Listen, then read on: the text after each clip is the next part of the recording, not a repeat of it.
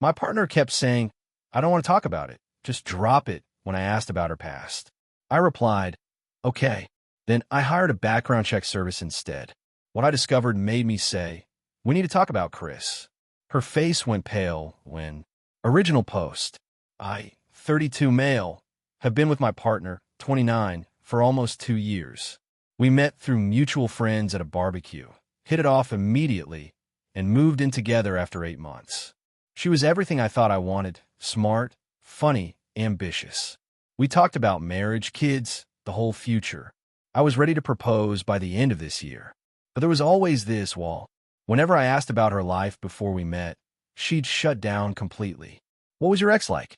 I don't want to talk about it. Just drop it. How come you never mention college friends? That's ancient history. Drop it. Who's in this photo? Pointing at a group shot in her old album. Nobody important?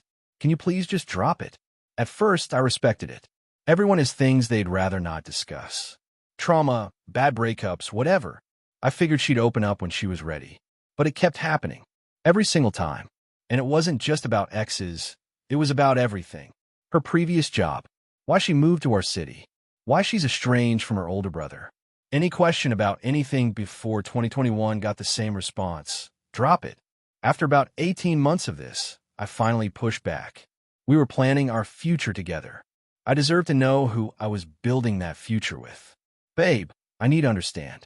We're talking about marriage. I can't marry someone whose entire past is off limits. She got defensive. My past doesn't define me. Why can't you just love who I am now? I do love who you are now, but I need context.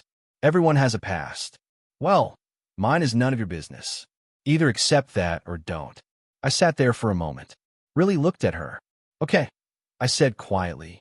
I'll drop it. She smiled, relieved. Thank you. I knew you'd understand. I didn't understand, but I did drop it with her. The next day, I hired a professional background check service. Cost me $425 for the comprehensive package. Best money I ever spent. Update 1 week later. The report came back faster than expected. 38 pages. I read it twice, then a third time because I genuinely couldn't believe what I was seeing. Let me break down what I found. The name issue. My partner's legal name isn't what she told me. She legally changed it in 2020. Her original name was different, and that original name had quite the paper trail. The marriage issue. She was married before. Not just dated someone seriously, married. For 3 years. To someone named, let's call him the ex-husband. She never mentioned being divorced. Not once. I specifically asked early on if she'd been married before, and she said no. The restraining order issue. Here's where it gets interesting. Her ex-husband has a restraining order against her. Not the other way around. Filed in 2019, extended in 2020. The details were limited in the report, but the existence of it was clear. The Chris issue. Multiple records reference someone named Chris in connection with the restraining order case. Court documents, police reports. The background service couldn't pull the full details, but Chris appeared to be central to whatever happened. The financial issue. A bankruptcy filing in 2020, discharged in 2021. She told me she'd always been responsible with money. She currently has a credit score of 580. I know this because we'd applied for an apartment together and I saw the joint application. She blamed the low score on medical bills. Nope. Bankruptcy. I sat with this information for 3 days. Didn't sleep much. Kept looking at her across the dinner table, wondering who the hell I was actually living with. The lying was one thing. Everyone has stuff they're not proud of. But the scope of it? An entire previous marriage? A restraining order against her? A whole other name? Friday night, I decided to confront her. We were eating takeout on the couch, watching some Netflix show neither of us was paying attention to. Hey, I said, pausing the TV. We need to talk about Chris. She froze, the container of lo mein halfway to her mouth. Her face went pale, and I mean white, like she'd seen a ghost. What? Her voice cracked. Chris. We need to talk about Chris. Where did you hear that name? Does it matter? You told me to drop the questions, so I found answers elsewhere. She put down the food, hands shaking. You had no right. I had no right. You lied to me. About your name. About being married.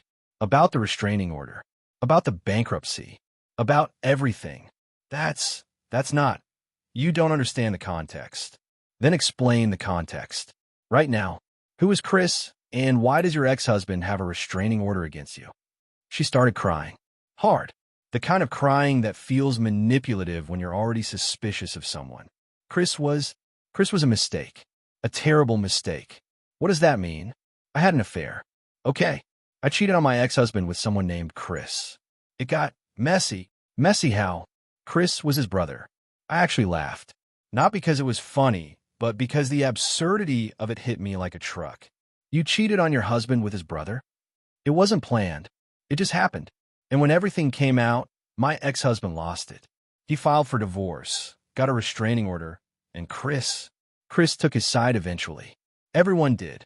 So you changed your name and moved here and pretended none of it ever happened.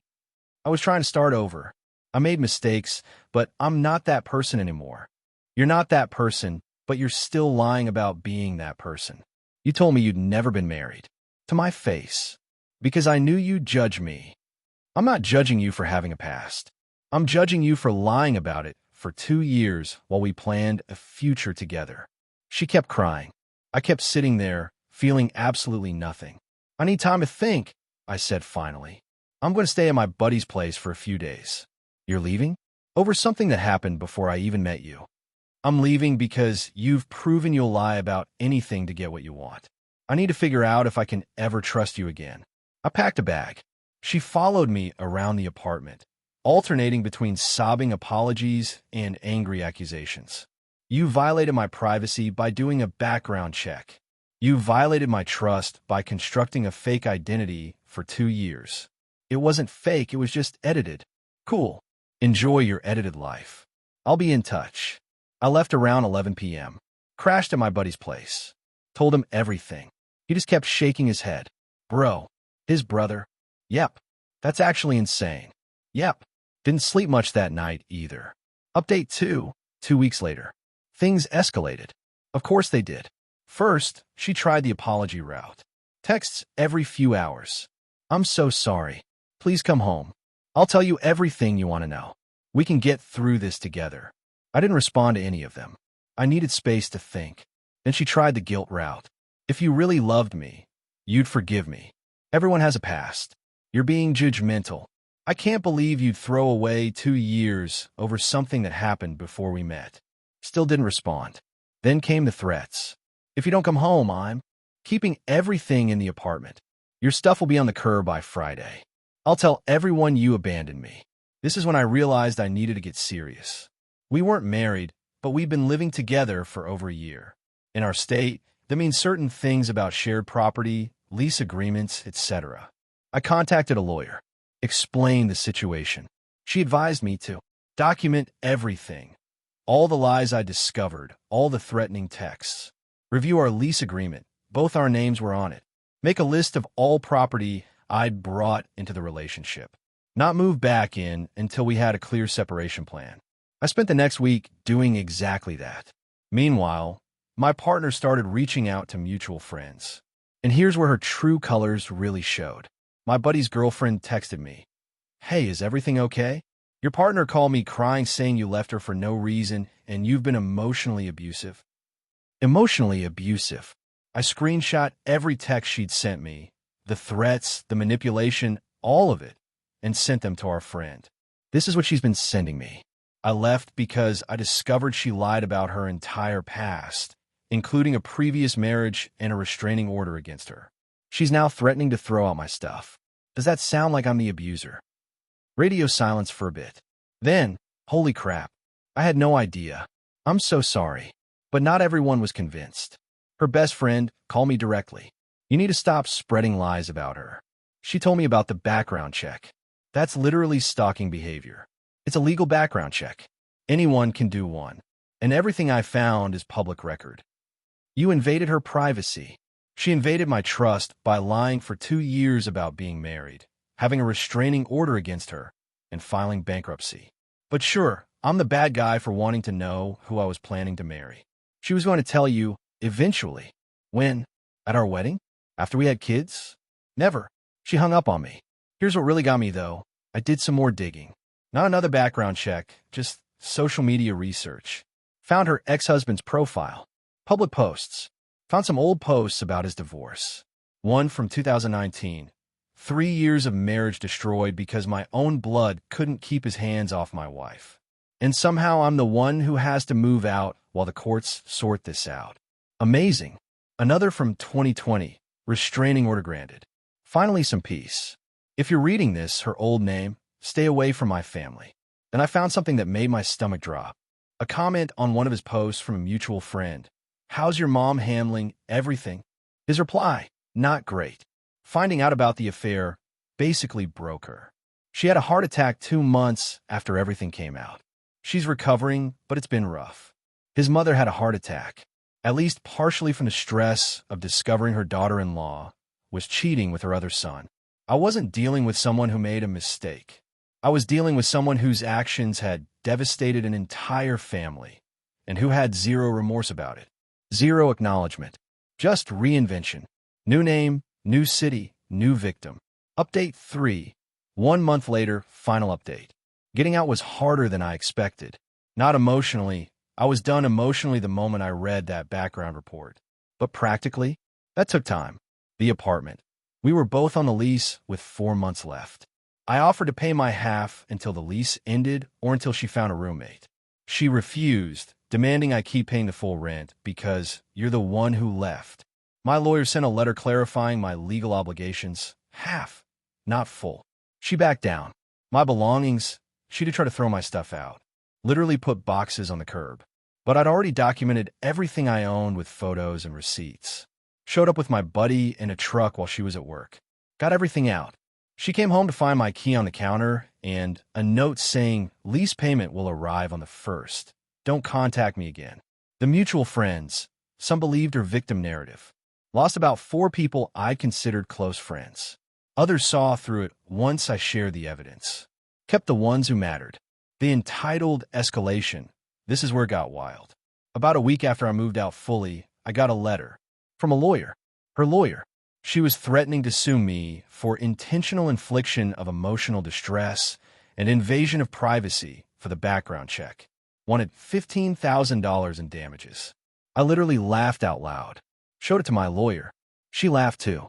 This is baseless, she said. Background checks using public records are completely legal. She has no case. This is intimidation, pure and simple. We sent back a response that basically said, go ahead and file. Discovery will be interesting when all her lies become part of the court record. Also, here's a counter-demand for the $2,400 in shared expenses she never reimbursed me for during our relationship. Never heard from her lawyer again. But she wasn't done. 2 weeks later, I got a message from her ex-husband. He'd found me somehow, probably through mutual connections or social media. Hey, I heard through the grapevine that you were involved with her current name. I don't know how much you know, but I wanted to reach out. If you need to talk or want to know anything, I'm here. I know what it's like to have your world turned upside down by her. I called him the next day. We talked for almost 2 hours. He told me everything. The affair had gone on for almost a year before he caught them. His brother had been living in their spare room temporarily after a job loss. The betrayal from both of them had nearly destroyed him. He'd spent years in therapy. The restraining order was because she kept showing up at my work, he said. She couldn't accept that I didn't want to reconcile. She'd call my new girlfriend. She showed up at my parents' house once. It was harassment, plain and simple. She told me she made mistakes, but she's not that person anymore. He laughed bitterly. She said the same thing to me after I caught her, and to the therapist we saw, and to my brother, apparently, when she was convincing him to throw away his relationship with me. She's always not that person. The problem is, she keeps being that person. He asked me one question that stuck with me. Did she ever actually apologize? Like, take full responsibility without making excuses? I thought about it. No. It was always I made mistakes, but, or that happened because, or you don't understand the context. Yeah, that tracks. She's incapable of genuine accountability. Everything is someone else's fault or someone else's failure to understand. Before we hung up, he said something I appreciated. For what it's worth, I'm sorry you went through this. But I'm also glad you found out before you married her or had kids. That's the trap I fell into. Getting out is so much harder when there's legal ties or children involved. Here's where things stand now. I'm out of the apartment, living in a small one-bedroom that's entirely mine. It's quiet. I like it. The lease ends in 3 months. I'll send my half of the rent until then, as agreed. After that, I never have to think about her again. She's apparently telling everyone who'll listen that I traumatized her by leaving, that the background check was abusive, that she was finally ready to be honest, and I didn't give her a chance. Cool story. The people who matter know the truth. My lawyer sent a formal cease and desist after she kept texting me from new numbers. Since then, silence. Beautiful, peaceful silence. The ex-husband and I actually grabbed coffee last week. Weird to become friendly with your ex's ex, but there's something bonding about surviving the same person. He's doing well now. Remarried. Has a kid on the way. Says it took him years to trust anyone again, but he got there. I don't know if I'll get there. The trust issues are real. I thought I knew this woman. Thought I was going to marry her. Turns out I was in love with a character she created, not the person underneath.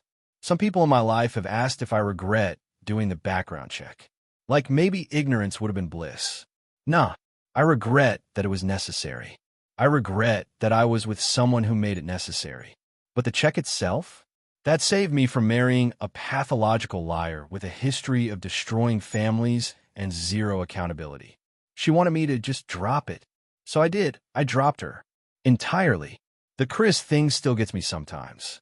Imagine being so entitled that you think you could sleep with your husband's brother, blow up an entire family, and then just reinvent yourself and pretend it never happened. Imagine lying to someone for 2 years about your previous marriage, your name, your financial history, everything. And when caught, imagine playing the victim. That's a level of entitlement I can't comprehend. And I'm grateful I don't have to try to comprehend it anymore. To anyone reading this who's getting stonewalled about a partner's past, trust your gut. If someone refuses to share anything about who they were before you, there's usually a reason. And that reason usually isn't good. It cost me $425 and 2 years to learn this lesson. Consider it tuition for a class I never wanted to take. Moving forward, one day at a time. Edit. A few people asked about Chris, the brother. For what the ex-husband told me, Chris moved across the country and they haven't spoken since 2019. The family is still fractured. Their parents basically had to choose sides, and holidays are apparently a nightmare of logistics to keep everyone separated. All because 2 people couldn't keep their hands off each other. Edit 2. Yes, I know background checks exist in a moral gray area. But when someone refuses to answer any questions about their past while planning a future together, you do what you have to do. I don't regret it.